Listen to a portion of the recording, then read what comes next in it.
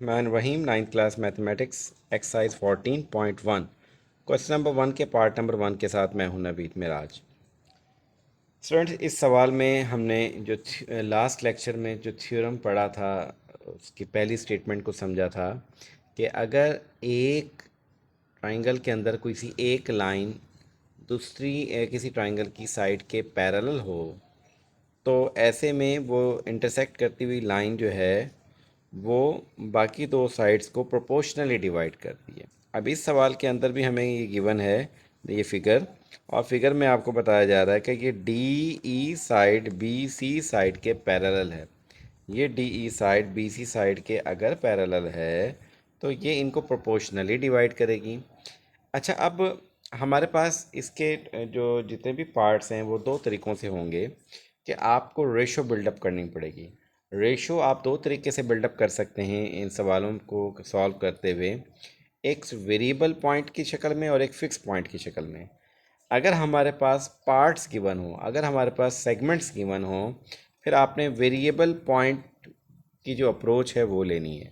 मतलब लाइक मेरे पास यहाँ पे देखें, इस सवाल के अंदर ये सारा डाटा गिवन है कि ए डी साइड 1.5 है, बी डी साइड 3 सेंटीमीटर है, ए ई साइड 1.3 सेंटीमीटर है और सी ई साइड फाइंड आउट करनी है। तो सबसे पहले तो हमारे पास ये जो गिवन डाटा है हम लोग इसको लिख लेते हैं कि कौन कौन सी वैल्यू क्या है। देखें, ए डी 1.5 है, यानी कि ये वैल्यू हमारे पास 1.5 सेंटीमीटर है गिवन। बी डी 3 सेंटीमीटर और ये जो सेगमेंट बी डी है ये मेरे पास 3 सेंटीमीटर गिवन है। और ए ई सेगमेंट ये मेरे पास 1.3 सेंटीमीटर गिवन है।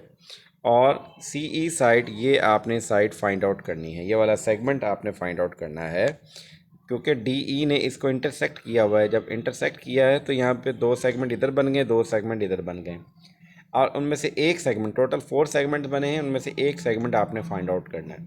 तो यहाँ पे हमने टॉप वाले पॉइंट से स्टार्ट करना है और किस तरीके से करेंगे। अब इनकी जो रेशो बिल्डअप करेंगे आप वो ऐसे करेंगे, ए से लेकर डी और डी से लेकर बी दोनों सेगमेंट्स को इन्वॉल्व करेंगे, ठीक है।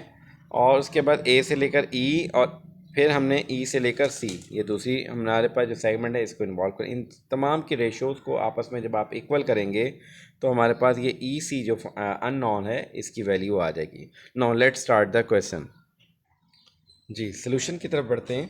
तो उसमें हमारे पास देखें, पहले ये हमारे पे ये D E side B C side के पैरेलल है, ये मैंने पैरेलल साइड का सिंबल लगाया और लिखेंगे in triangle A B C D E side, क्योंकि बी सी साइड के पैरेलल है तो आपने जो थ्योरम पढ़ा उसको अप्लाई करेंगे। तो उस थ्योरम के मुताबिक रेशो क्या बिल्डअप बन रही है, A D ratio D B divided equal to A E divided by E C, या सी ई लिख दें उसे। ई सी को मैंने सी ई इसलिए लिखा कि क्वेश्चन में आपने सी ई निकालना है, ई सी को सी ई क्वेश्चन के अंदर लिखा हुआ है।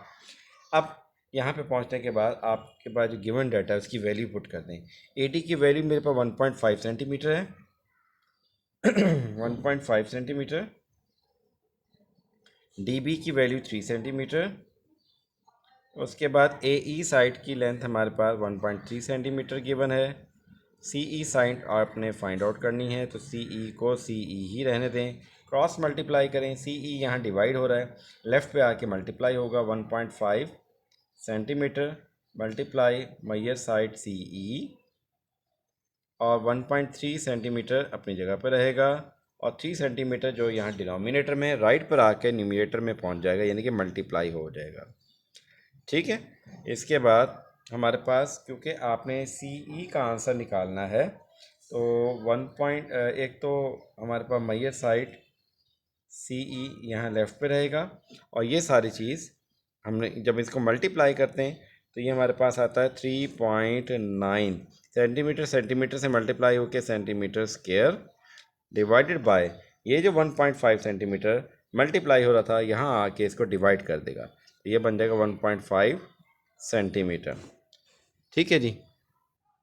और अब 3.9 को 1.5 पे डिवाइड कर दें तो ये आंसर आ रहा है हमारे पास 2.6 सेंटीमीटर स्क्वायर को सेंटीमीटर पे जब डिवाइड करेंगे, ऊपर पावर 2 है नीचे पावर 1 है, सेम बेसिस हो तो पावर आपस में क्या हो जाती हैं, सब्ट्रैक्ट। तो यहाँ हमारे पास एक पावर कैंसिल होके जस्ट सेंटीमीटर आएगा। तो यहाँ देखें हमारे पास जो पहला अननोन था जिसमें आपने सी ई फाइंड आउट करना था पहले पार्ट के अंदर, वो हमने निकाल लिया, ठीक है।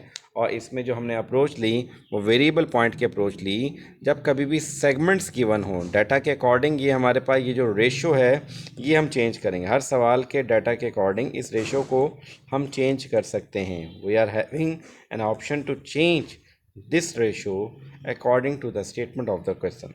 आई होप सो कि क्वेश्चन अच्छे से क्लियर हो गया होगा। जो लोग चैनल पर न्यू हैं काइंडली इस चैनल को सब्सक्राइब करें, लाइक करें और शेयर करें। Thank you.